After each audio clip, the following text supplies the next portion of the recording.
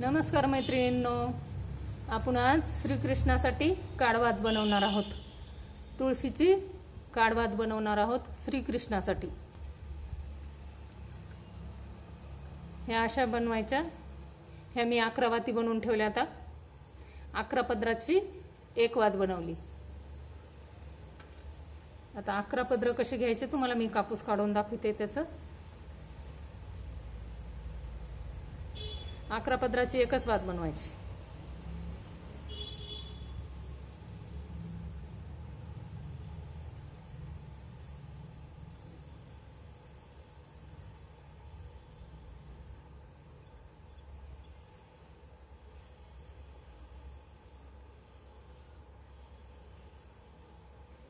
आपल्याला 3 बोटाचे पदर घ्यायचे।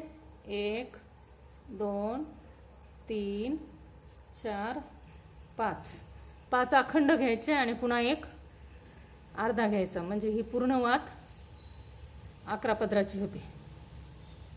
5 अखंड घेतले का ते 10 वाती झाल्या।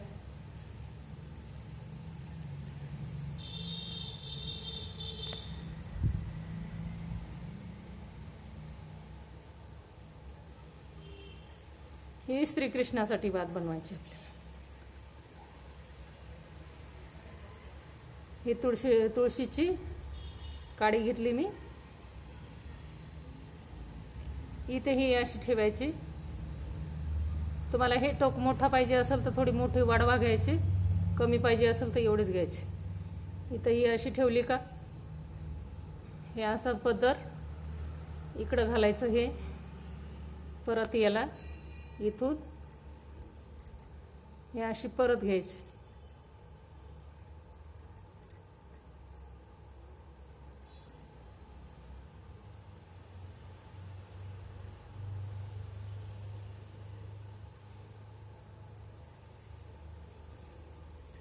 आता याला हे कापूस लावून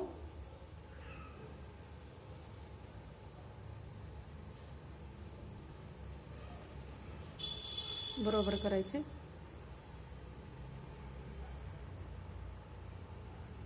हे आपली कृष्णासाठी 11 पदराची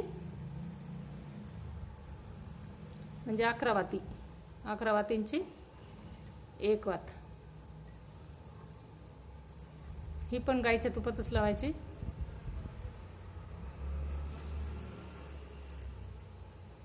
ही अशी वात बनवून तुम्ही कार्तिक महिन्यात पूर्ण महिनाभर लावू शकता। चातुर्मासात पूर्ण 4 महिने लावू शकता। एकादशीच्या दिवशी लावू शकता। गोकुळाष्टमी येईल तेव्हा पण लावू शकता। अशी वात बनवून लावा।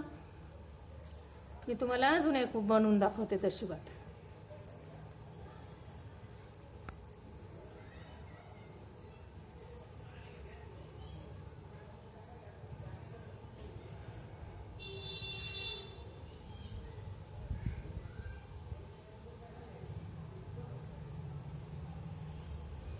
अकरा पदराची बनवायची आपल्याला। हे 3 बोटाचे अखंड पदर घ्यायचे 5। 1 2 3 4 आणि हे 5 आणि हे अर्धा घ्यायचा। 5.5 पदराची पूर्ण वात ते 11 वाती होता।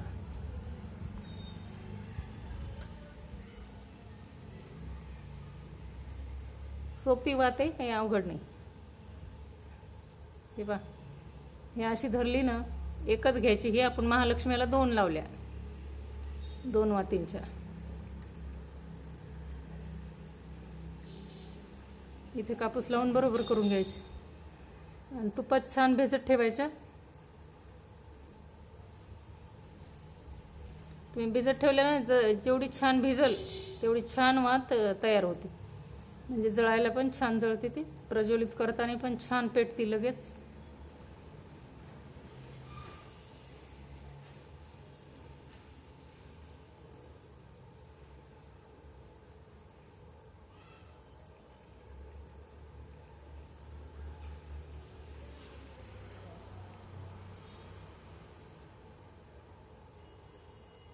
ही झाली आपली दुसरी काडवात।